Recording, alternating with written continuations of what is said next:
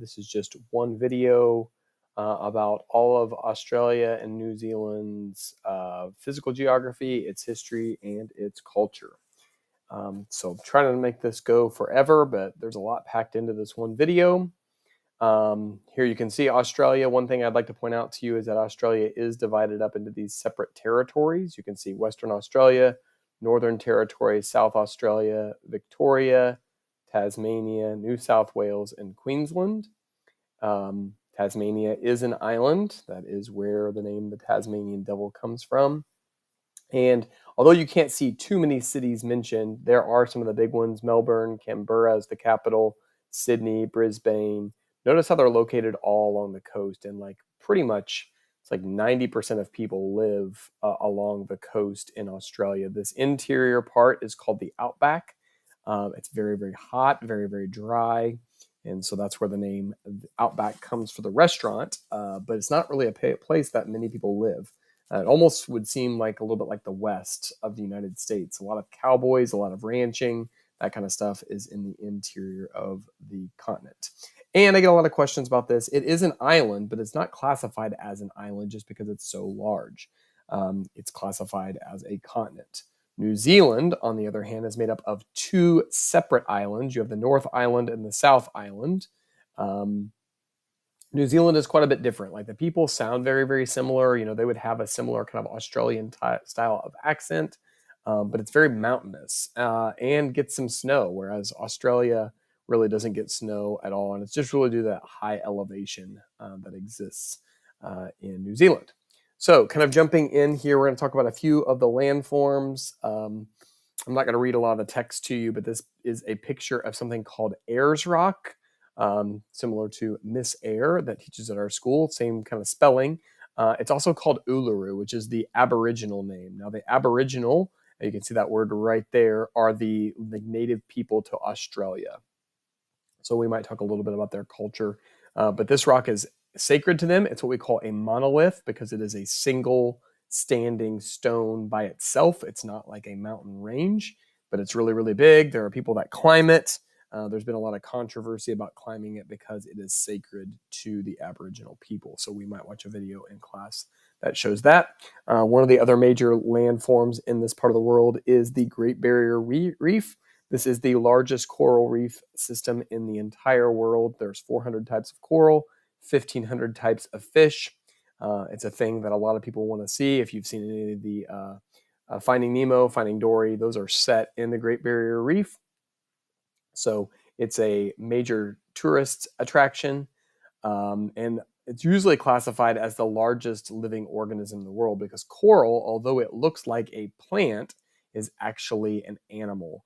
And so it all kind of connects together, but there's been a lot of issues in recent years with coral bleaching. Has to do with the water temperature raising in temperature, and it causes the coral to die. Which is from climate change. So I already mentioned earlier, the interior of Australia is very, very dry, and there's like cowboys. So this is some like ranching that is going on in the outback. And I think it even says here that like this is one of the driest places on Earth. Only like Antarctica receives less rainfall than Australia. There's a lot of different wildlife, and we'll talk about it to some degree. There's multiple types of marsupials. So the koala is a type of marsupial. There's kangaroos, which are also marsupials. There's wombats. There's just a lot of different styles, different types of animals. There's also a lot of different poisonous snakes as well. So Australia definitely has a kind of a dangerous amount of wildlife. I always love to share this about koalas, that they only eat eucalyptus trees leaves. And because it's not very nutritious for them, and so they have to eat a large quantity of it. And that's part of the reason they end up sleeping so much. It's always like us after Thanksgiving. So they eat a lot of eucalyptus and sleep something like 22, 23 hours of a 24-hour day. All right, moving on. Sometimes New Zealand people are called Kiwis. That's like the nickname, kind of like here in Indiana, we're called Hoosiers. So they call them Kiwi, and it really comes from the bird. So the bird right here is a kiwi, and I think it's called that because it kind of looks a little bit like a fuzzy kiwi fruit. So just kind of a little connection between the wildlife and what people are called. So this is kind of like just some of the things to know. Australia is the world's sixth largest country by size. Global warming has played a lot of parts of the Great Barrier Reef being destroyed through coral bleaching. Um, Really, because there's lack of water there, they depend on underground aquifers. And I mentioned this earlier, only Antarctica receives less rainfall than Australia. This is part of the reason that everybody lives around the coast because it's so dry. And then kiwi is a symbol for both New Zealand and its people. There is volcanic activity in New Zealand. Um, New Zealand also experiences earthquakes because it is located in the Ring of Fire. And then you probably know this, Australia is called the land down under because it is located in the south equator. And that means that its seasons are opposite of ours. So as we are in spring, heading towards summer, things are beginning to cool off in Australia to some degree. They don't really receive a winter like we would. Now, New Zealand, on the other hand, you can ski in the wintertime because of that high elevation. So they are opposite seasons of us. So we're going to jump in now to lesson 2. I already mentioned the first people here that were called Aboriginal. So here we can see like old handprints in caves or on rock. There's some debate on how these people came to be there. The native people of New Zealand are called Maori, and they probably came from other Polynesian islands. So in the next chapter, we're going to talk about those Polynesian islands. And if you've seen Moana, that's really a great example. You know, a lot of this is called wayfinding and traveling by boat to discover new areas. So that's where the Maori came from. And we'll talk a little bit about their culture. One thing that's kind of interesting is that they hunted the moa bird, which is this like ostrich type thing, to extinction. So it is one of these here. It may be number 4. I think 1 is the ostrich, and then 4 is the moa that they hunted to extinction. So kind of interesting. Tattooing is really popular with the Maori. You'll also see this in Polynesia as well. That certain types, and it's kind of a unique art that they use because they use this form called tapping, where they don't really use like a regular tattoo gun like you would see people get done here. It is done with like soot, which would come from like the ash of a fire, I believe. And they put that in the open cut to be able to make it last. And I think putting it on the face is a popular thing. So obviously people in Australia speak English, so a lot of that has to do with the British exploration. The first explorer of this area was named James Cook, which sounds very similar to James Hook, who is the main, villain in Peter Pan. What is also interesting is that after Europeans discovered this area, after the British discovered it, they actually started sending prisoners there. So the first kind of like regular people to live in Australia were prisoners that had been kind of like sent there to serve for their crime that they'd committed. So here we can see like a treaty being signed in New Zealand between the British and the Maori, where they were giving up some of their lands. So very similar to kind of like the U.S. story of there. Today in New Zealand, ranching is really popular, and they get a lot more rainfall than you would see in Australia. So it's really popular for grazing animals, particularly sheep. And they do this mainly for the wool that they get. So a lot of the wool comes from New Zealand today. Australia and New Zealand, I think, as well, both served during World War II.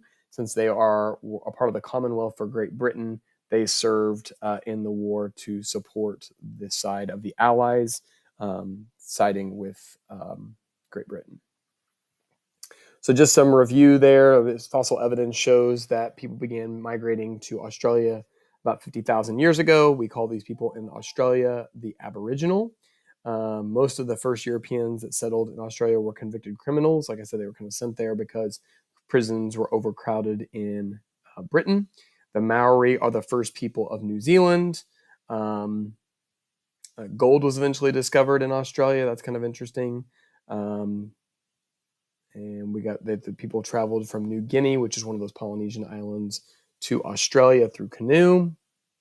And then Australia and New Zealand were pulled into the World War II. because of their allegiance to Great Britain.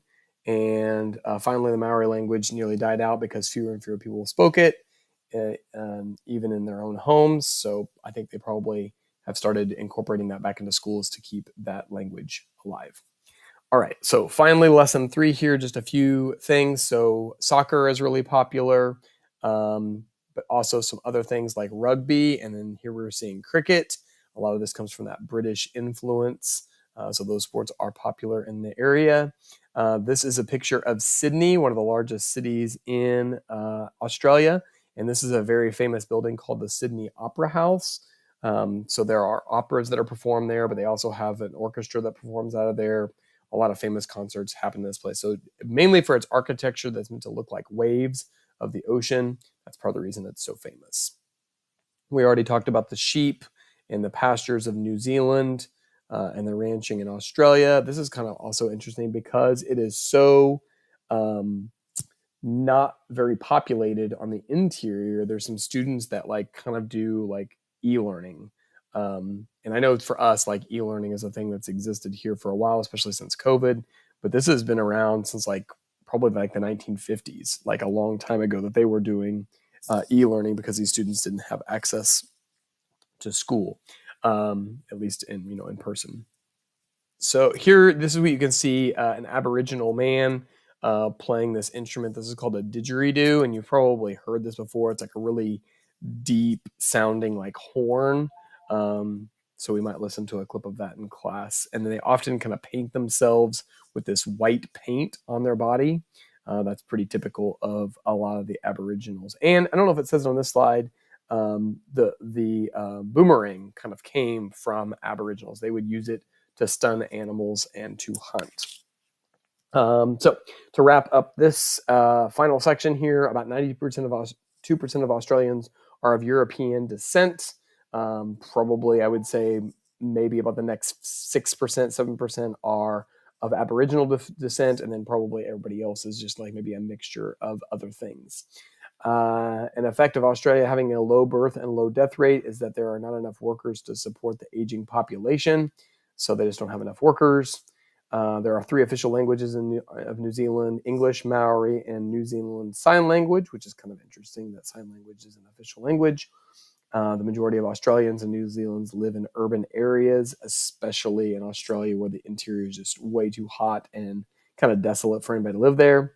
Tikanga refers to the traditional Maori customs, including tattooing and traditions passed down through the generations.